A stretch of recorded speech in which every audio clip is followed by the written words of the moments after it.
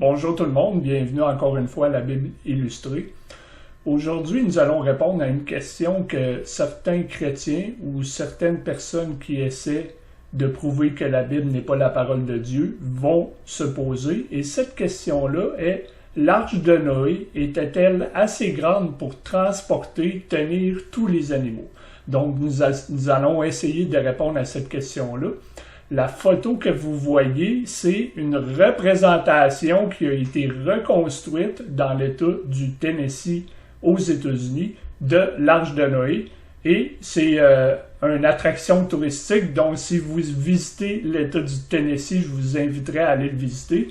Je ne l'ai jamais fait moi-même, mais si un jour je vais au Tennessee, je vais probablement essayer de visiter cette attraction-là. Et cette attraction-là, ils ont créé un genre de musée à l'intérieur de cette arche-là pour prouver que Dieu a créé la Terre, et que la Terre n'a pas été créée par la théorie de l'évolution, mais pour prouver la création, donc les événements bibliques qui se produisent au début du livre de la Genèse. Donc, sans plus tarder, nous allons commencer cette vidéo pour répondre à la question: l'arche de Noé était-elle assez grande pour transporter tous les animaux? Ça va être beaucoup d'informations que je vais vous lire, mais soyez patients, vous allez voir que, hors de tout doute, que l'arche est assez grande pour transporter tous les animaux. Et Dieu dit à Noé: faites-vous une arche de bois de gopher, faites des pièces dans l'arche et recouvrez-la de poids à l'intérieur et à l'extérieur. Et voici comment vous la ferez. La longueur de l'arche sera de 300 coudées, sa largeur de 50 coudées et sa hauteur de 30 coudées. Tu feras une fenêtre pour l'arche et tu la termineras à une coudée d'en haut. Et tu placeras la porte de l'arche sur le côté, deuxième et troisième pont. Genèse chapitre 6, versets 13 à 16. Une coudée, c'est la distance entre le coude et le bout du doigt d'un adulte. Donc, c'est la distance entre le coude et le bout du doigt d'un adulte. Généralement, en moyenne, de 45,7 cm.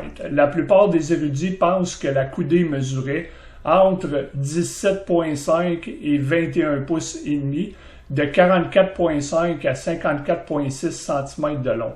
Cela signifie que l'arche aurait été de 450 pieds, c'est-à-dire 137,2 mètres de long, par 75 pieds, qui est 22,9 mètres de large, et 45 pieds, 13,7 mètres de haut, si la coudée de 18 pouces avait été utilisée. Si une coudée plus grande avait été utilisée, elle aurait été proportionnellement plus longue.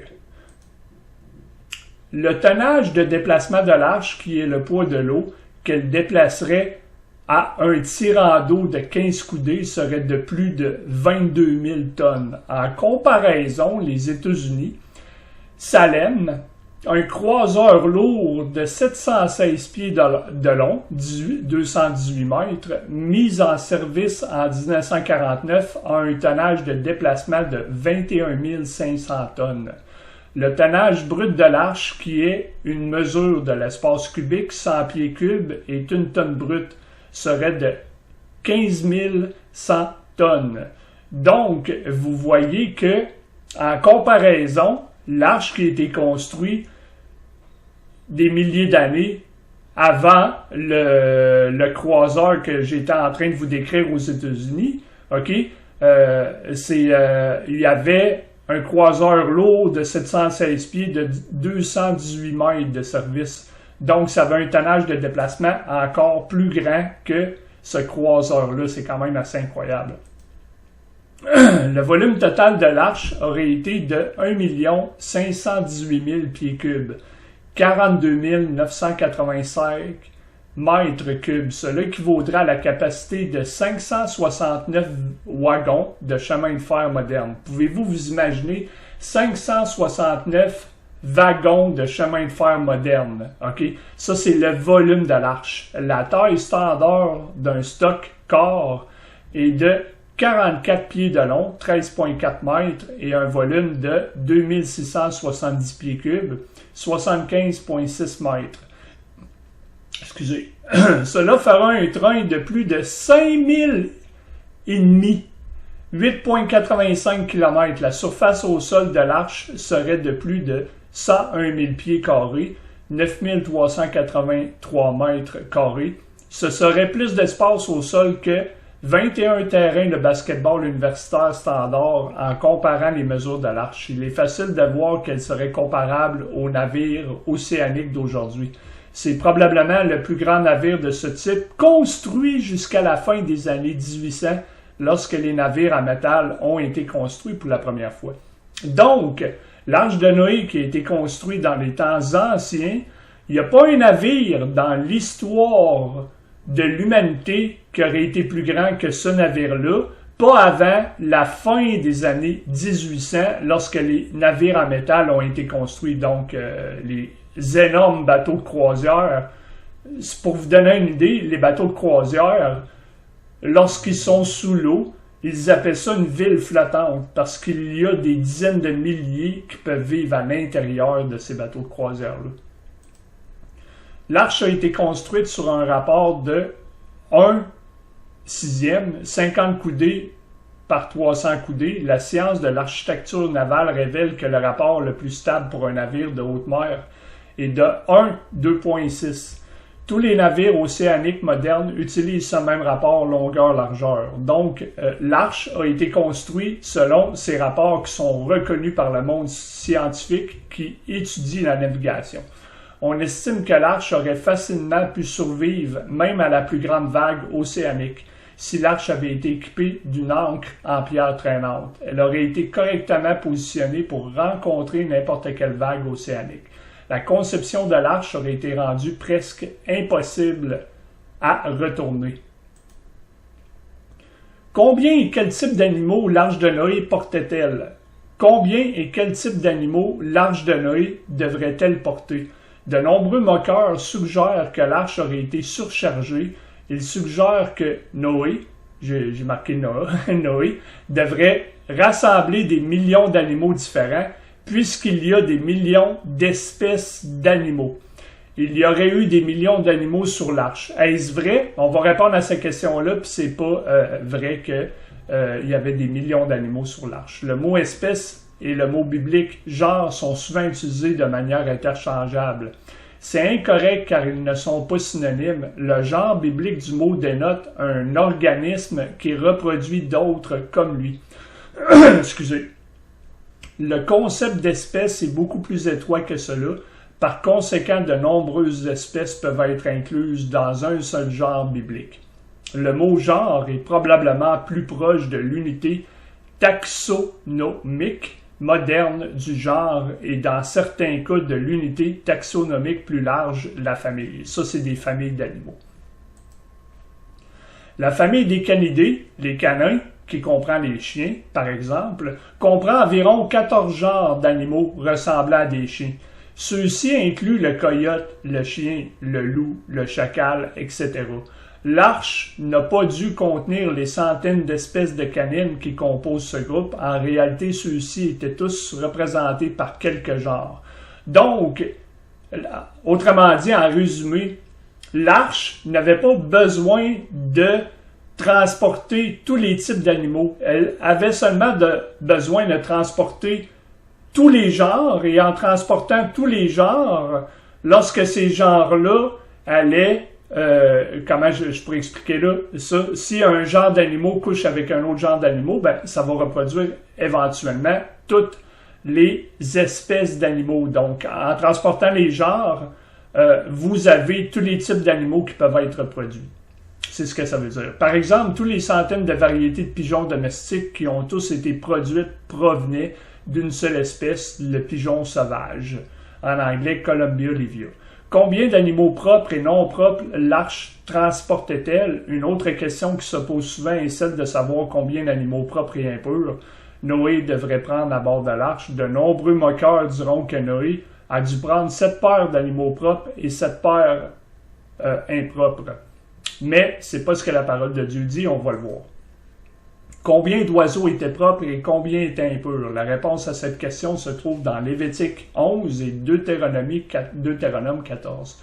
Les oiseaux purs ne sont pas décrits comme les animaux purs et les poissons purs. À l'examen de ces deux chapitres, certaines caractéristiques des oiseaux impurs sont notées et par exclusion, la caractéristique des oiseaux propres peut être déterminée. En examinant également d'autres parties de la Bible, ces caractéristiques s'accorderont avec Lévitique et Deutéronome. Les oiseaux propres appartiennent aux ordres galliformes, ancériformes et passériformes. Cela comprend les poulets, les oiseaux aquatiques, les pigeons et certains oiseaux chanteurs perchés mangeant des céréales. La majorité des oiseaux sont impurs, ce qui signifie qu'une seule paire d'entre eux serait incluse dans l'arche. Il faut prendre en considération ce que ça veut dire, c'est que le Seigneur il disait que une seule espèce impure devait être inclue comparativement à cette espèce pure. Une fois bien comprise, Noah a pris 7 animaux et oiseaux individuels et non 7 paires de chaque espèce qui était propre, comme il s'agissait d'animaux propres et d'oiseaux propres qui seraient utilisés plus tard pour se nourrir.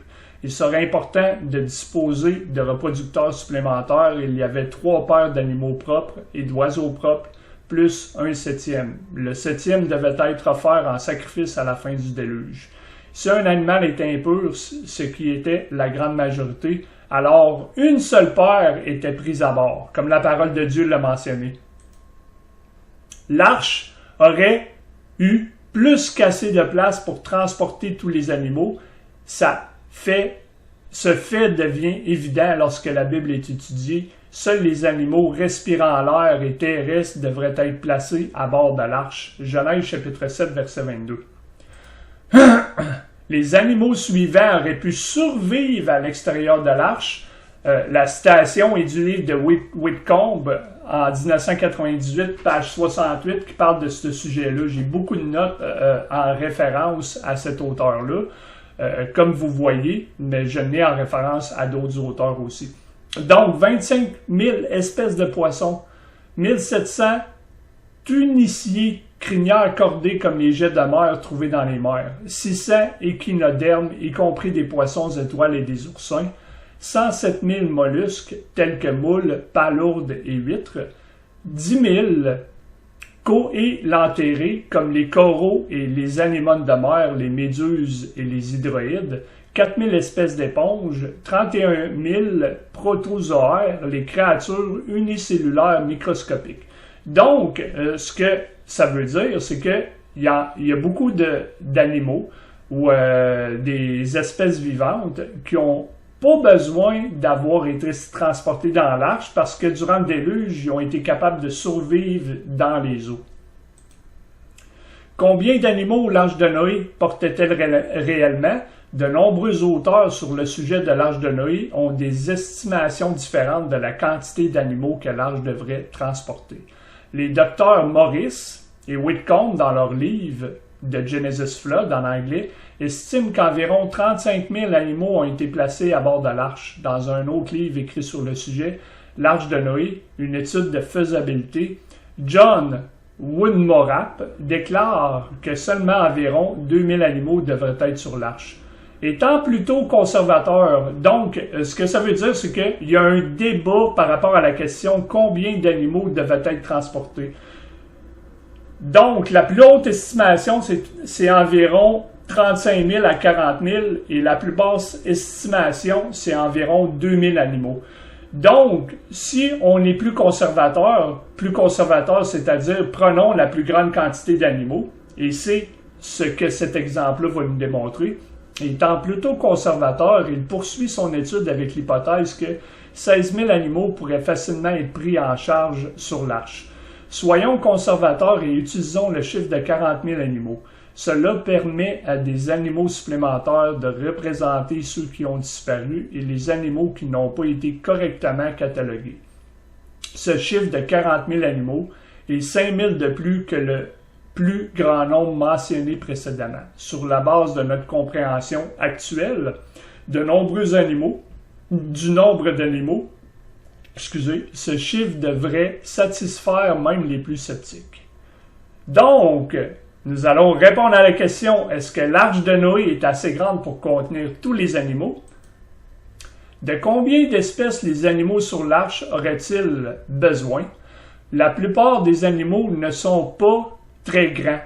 La taille moyenne de tous les animaux est la taille d'un mouton. Certains disent un petit rongeur, un wagon de chemin de fer peut transporter environ 240 moutons.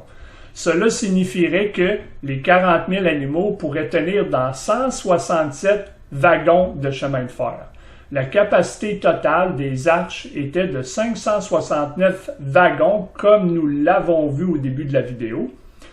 Les 40 000 animaux nécessiteraient moins de 30% de l'espace de l'arche. En d'autres termes, tous les animaux pouvaient tenir sur l'un des 3 ponts de l'arche. Cela laisserait les 70% restants de l'espace de l'arche pour la famille, la nourriture, les fournitures et les bagages de la famille de Noé. Donc, comme vous voyez, l'arche de Noé était plus que suffisamment grande pour transporter tous les genres d'animaux purs et impurs que le Seigneur avait demandé à Noé de transporter sur son arche. Comme vous voyez, l'arche de Noé était gigantesque. Ça l'a pris à Noé plusieurs années pour construire l'arche de Noé, qui est une des plus grandes constructions que l'homme a jamais créées. Donc, ça termine cette vidéo et je vous souhaite une bonne journée.